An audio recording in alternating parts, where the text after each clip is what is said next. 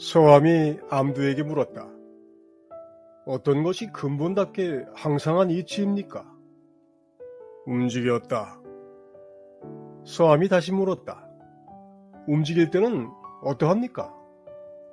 근본답게 항상한 이치를 보지 못했느냐? 서암이 우두커니 생각에 잠기니 암두가 말했다. 긍정하면 근과 진을 벗어나지 못하고 긍정치 않으면 영원히 생사에 빠지리라.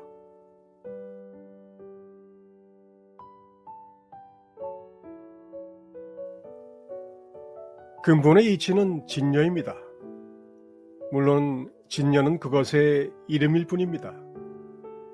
그것은 움직이지 않습니다. 그런데 암두는 그것이 움직였다고 합니다.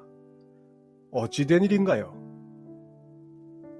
움직이지 않는 그것이 움직였다고 암두는 말합니다. 암두가 잘못 알고 있는 것이 아닐까요? 그것이 움직일 때는 또 어떠냐고 서암이 묻자 암두는 움직이는 그것을 보았는지 서암에게 묻습니다. 서암은 대답하기가 어려웠는지 말이 없습니다. 암두는 움직이는 그것을 보았다고 해도 감각과 대상인 근과 진을 벗어나지 못한다고 합니다. 당연히 못 보았다면 무지를 벗어날 길이 없습니다.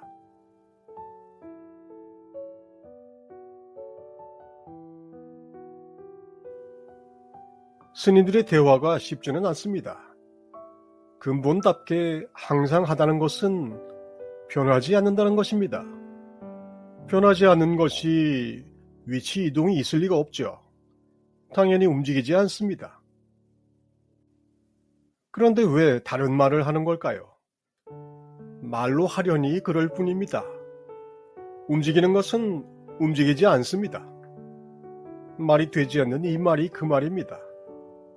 물리학을 동원해서 한번 접근해보죠. 아인슈타인 이후로 우리 인류는 빛의 속도가 항상 일정하다는 것을 압니다. 또한 빛보다 빠른 것은 없습니다. 만약 뭔가가 빛의 속도로 움직인다면 빛이 보기에 그것은 움직이지 않는 것입니다. 자, 이 뭔가는 움직인 것입니까? 움직이지 않은 것입니까?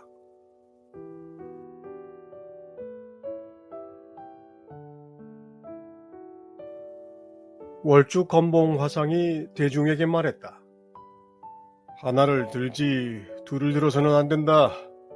하나를 놓아버리면 제2에 떨어지리라. 운문이 대중 가운데서 나서며 말했다. 어제 어떤 사람이 천태산에서 와서 다시 경산으로 갔습니다. 전좌야, 내일은 보청해서는 안 된다. 말을 마치고 건봉이 법좌에서 내려왔다.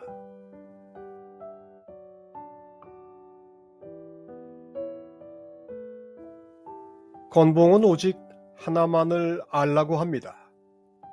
그 하나를 놓으면 드디어 제2의 분별에 떨어집니다. 그러자 운문이 천태산에서 와서 다시 경산으로 간 사람을 말합니다.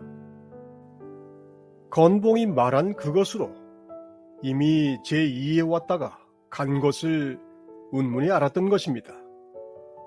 알려주기 위해 말을 하면 결국 움직이지 않는 것을 움직인다 말할 수밖에 없습니다. 운문이 알아들은 것을 본 건봉은 내일은 보청, 즉 시주받을 생각을 하지 말라고 합니다. 알아들은 단 한 사람으로 시주는 완성되었습니다.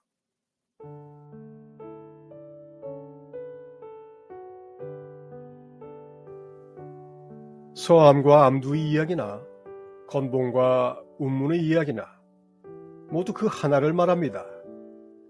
그 하나를 보는 일이 깨달음입니다. 보는 깊이는 더 깊어질 수 있으나 보는 일은 같습니다. 그것 하나 보자고 하는 것이 바로 선입니다. 움직였을 때 봐야 합니다. 보았냐고 물었을 때 봐야 합니다.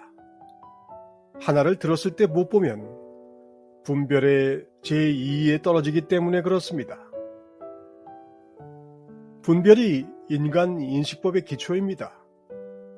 본 것을 긍정해 안다고 해도 감각과 생각의 근과 진을 벗어나지 못합니다. 보지도 못하면 생사의 미궁입니다. 어떻게 하시겠습니까?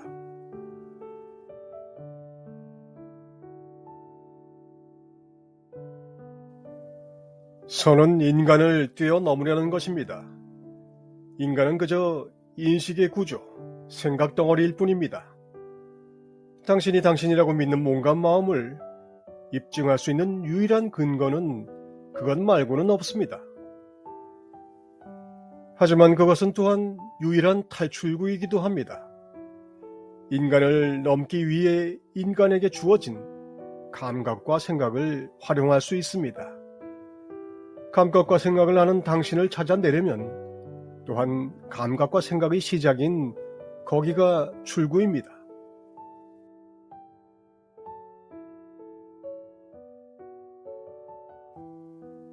어떤 승려가 운문에게 물었다. 무엇이 법신의 향상사입니까? 향상사를 너에게 말해주는 건 어렵지 않은데 어떻게 법신을 알아차릴 텐가? 스님께서 비추어 주십시오. 내가 비추는 것은 그렇다 치고 어떻게 법신을 알아차릴 텐가? 이렇게요, 이렇게요. 그건 길게 이어진 탁상 위에서 배운 것이다. 다시 물으마. 법신이 밥을 먹을 줄 아는가? 그 승려는 말이 없었다.